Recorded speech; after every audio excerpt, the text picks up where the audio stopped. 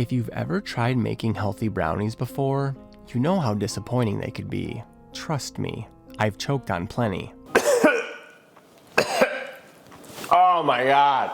But after 50 failed attempts, I accidentally discovered a brownie recipe that brings that chewy, real brownie flavor using just 4 ingredients and with half the calories. So let me show you how you can finally enjoy a proper brownie, even on a diet.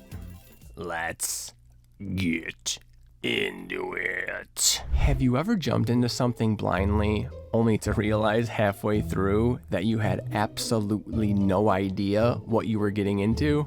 Oh, what the fuck?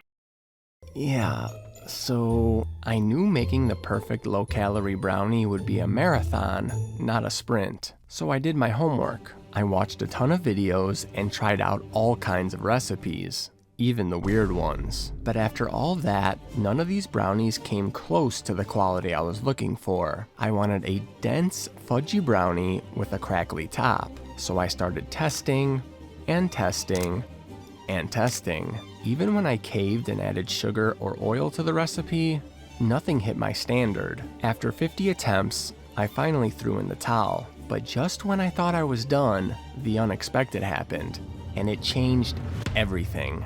One day, I was roaming through the store and spotted a zero sugar brownie mix. I thought there's no way this could be any good, but my curiosity got the best of me. I went home and made them immediately. To my surprise, they tasted unbelievable. There was still a major problem though. This tiny brownie was 150 calories. For Rick, that's one single bite.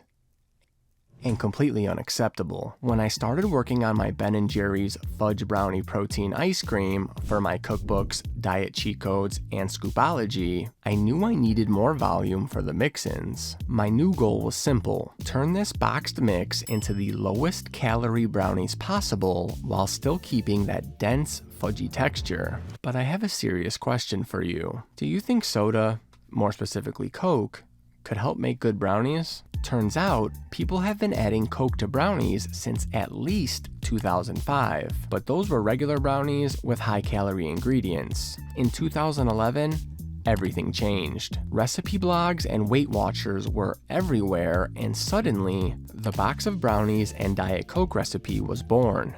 Now, I never trust anything until I try it myself. So I poured in enough Diet Coke to match the box's wet ingredients, mixed it with dry ingredients, threw it in the oven, and immediately forgot to set a timer. Typical Rick.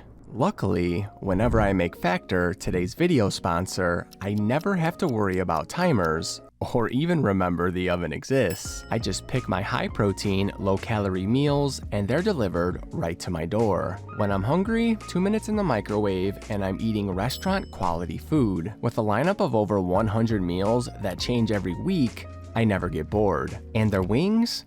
I get them with every order. I just throw them in the air fryer for a few minutes and they're perfectly crispy every time. Plus, that's 75 grams of protein in just one meal. That's not even the best part though. With all the ice cream testing for my cookbook and zero time to cook, Factor helped me stay on track and get into the best shape of my life. Head to factor75.com or click the link below and use code E4CMFB50 to get 50% off your first Factor box plus free breakfast for 1 year. That's code E4CMFB50 at factor75.com to get 50% off plus free breakfast for 1 year. So round 2. I made another batch, baked it for 32 minutes, and compared it side by side with the original recipe from the box. Definitely more fluffy.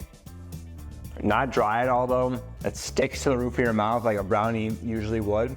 And for the amount of calories in these, I really don't know what more you could ask for.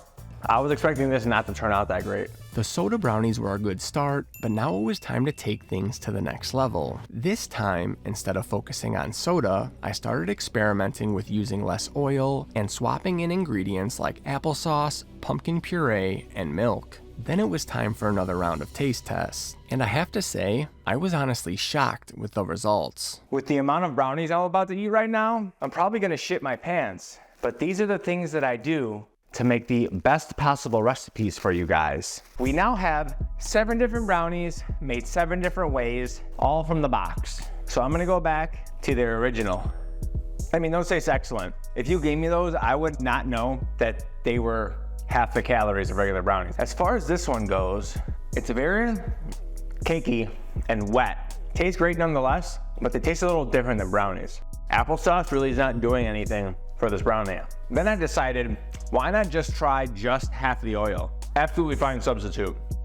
It's like chewy with the oil, but kind of soft and almost cake-like with the milk, but it's like moist and luxurious. The milk is really good. For me, it's a tough choice between half oil and milk. I'm gonna try this when I just didn't eat half a batch of brownies total. Then we'll really see which one we're gonna go with and dial it in just a little bit more. And dial it in I did. I ran 4 more tests to see just how close I can get to that perfect, dense, fudgy brownie. I learned 3 important things. 1, there needs to be a certain amount of oil for the brownie to be any good. Without it, the brownie was dry. 2, more isn't better. Adding additional milk would make the brownie easier to spread in the pan, but would make the top less crackly and the inside less fudgy. 3, a boxed brownie mix can be made in many different ways and still be delicious. So what recipe ended up being the winner?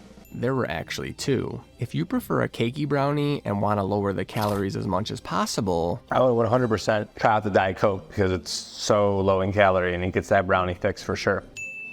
there are certainly a few drawbacks of the Coke brownie though. It starts changing its flavor after a day or so, and the flavor gets progressively worse as the days go by. It won't be dense and fudgy, which won't work as well in certain use cases like an ice cream mix-in. And last but not least, it molds after 4 to 5 days, with the oil brownies lasting for weeks. Now, what we've all been waiting for. The overall winner for the best texture to calorie ratio was the following. Add 55 grams 2% milk, 28 grams peanut oil, and an egg to the bowl. Whisk it until fully combined. Add the brownie mix and switch to a rubber spatula to bring it all together. You might think there isn't enough wet ingredients to hydrate the dry ingredients, but keep working the batter. The final product is going to end up super thick, just like you might be this winter if you're not careful. Trust me.